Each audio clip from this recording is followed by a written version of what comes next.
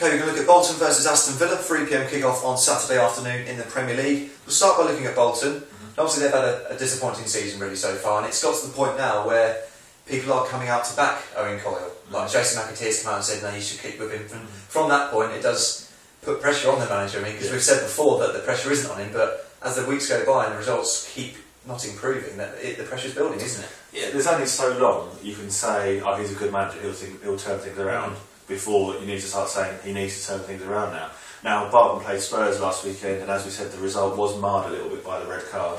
But to be honest with you, they never looked in the game. They didn't look like they could cope with any sort of movement or pace, and they do seem a bit fragile, especially the back. That night looked a little bit ropey, if you ask me.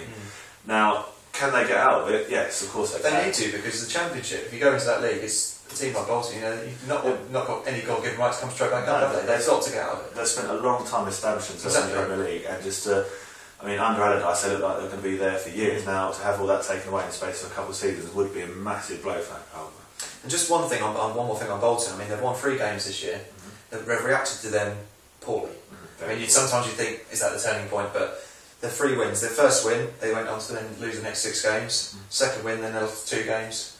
Then their most recent win, they've lost their last 3 since then. So they need to string a couple of results together. Yeah, it's like we said, look, we really thought the 5-0 win against Stoke was going to be the big win, because it had such a big feeling about it, and beating Stoke, obviously the FA Cup semi-finalists, etc, etc.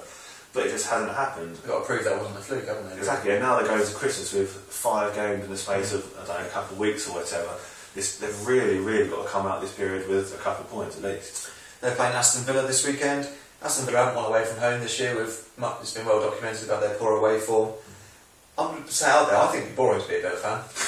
It's one of those teams I wouldn't really fancy supporting. I don't know, it's just... Well, it's really... They've had their moments with O'Neill and that, but at the moment I think they got back to sort of... Like you say, that's quite a sad thing to say. It's probably true, but if you Ashley Young, Gabriel Bonner, and all these players, they were quite exciting teams. It was Spurs... Gone backwards, haven't they, I think? Yeah, it was Spurs, Villa and Everton sort of vying for sort of top 5 positions, but I don't say under O'Neill, but that's just not there at the moment. Maybe McLeish was a sort of safety appointment. Maybe it's just sort of steady the ship after O'Neill and it's not good enough for the fans though, is it? Steady the ship type appointment. Certainly not, especially as he's come from Birmingham, he'll need to do a lot more.